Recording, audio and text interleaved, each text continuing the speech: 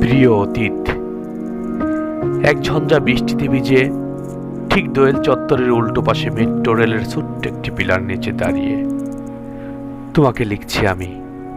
কেমন আছো অবন্তী? নিশ্চয়ই সেদিন বৃষ্টিতে ভিজবে বলে কতই না জিদ ধরেছিলে তুমি, অথচ সময়ের পরিক্রমায় আর আমার একটা ইন্টারভিউয়ের ব্যস্ততা থাকায় সেদিন তোমার হাতটি ধরে বৃষ্টিতে ভেজাটা আর হয়নি। সত্যি তুমি হয়তো সেদিন রাগ করে তাই লিখেছিলে। শাড়িটা আবারও ভাঁজ করে আগের মতোই আলমারিতে রেখে দিলাম, আর ফুলগুলো রেখে দিলাম ভাঁজের ভিতরে। সুযোগ হলে লিখে জানিও আবারও একত্র হয়ে বৃষ্টিতে ভিজবো বলে এক পরন্ত বিকেলে।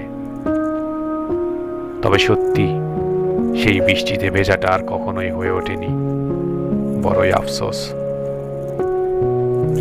আমি ভেবেছিলাম চাকরিটা হয়ে গেলেই ব্যাস, দুজনে গিয়েই তোমার আদর্শ পিতার সামনে গিয়ে বুক চেতিয়ে জানান দিব আমাদের ভালোবাসার গল্পগুলোকে, কিন্তু তাও রয়ে গেল সম্পূর্ণই অধরা।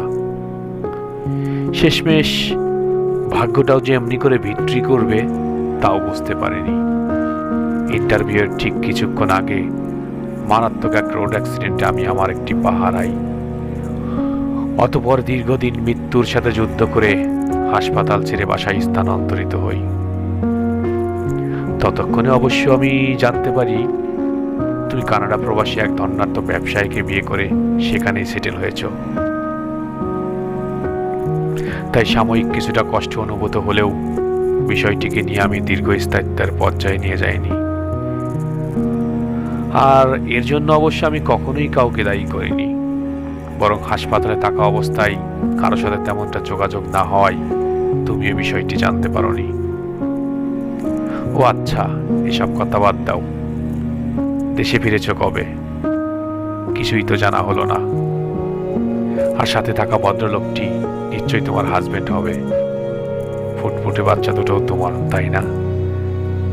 মাশাআল্লাহ, বাচ্চা দুটি দেখতে অনেক সুন্দর হয়েছে।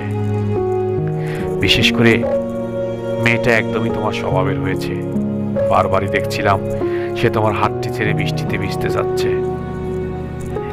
তো যাই হোক, আবার যদি কখনো পুরনো ক্যাম্পাসে আসা হয় তবে শাহবাগের আজিজ সুপার মার্কেটের 120 নম্বর স্টলটি করে দেখে যেও। পুরোনো দিনের অনেক স্মৃতিমাখা ছবি আর তোমার পছন্দের বইগুলো ঠিক এখানেই রাখা আছে।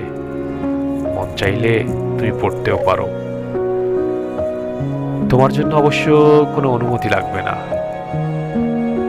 আর পড়ার সময় খুঁজে দেখো তো মনে পড়ে কিনা পুরনো সেই বইগুলোর মাঝে ছোট্ট একটি পাতায় লেখা ছিল, সুতায় গাঁথা ফুলগুলো শুকিয়ে গেলেও যেমন তার গন্ধ শুকায় না, তেমনি ভালোবাসার মানুষটিও পুরনো হয়ে গেলে তাকে ভোলা যায় না। ও হ্যাঁ, আমার এই অনির্ধারিত লেখাটুকু হয়তো তোমার কাছে নাও পৌঁছাতে পারে, তবে এতটুকু বিশ্বাস করি কেউ না কেউ হয়তো ঠিকই একদিন আমার এই লেখাটি তোমার কাছে পৌঁছে দেবে। ততক্ষণে ভালো থেকো। ইতি তোমার পুরনো অতীত।